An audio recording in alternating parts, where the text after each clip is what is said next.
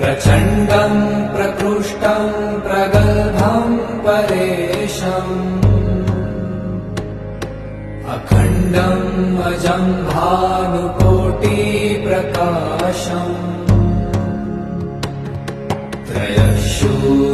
त्रयशूलनिर्मूलनं शूलपाणिम् भजेऽहं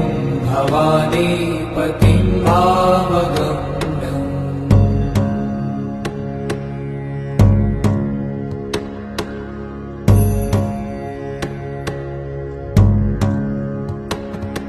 कलातीत कल्याण कल्पान्तकारी सदा सज्जनानन्ददाता पुरारी चिदानन्द सन्दोह मोहापहारी प्रसीद प्रसीद प्रभो मन्मथारी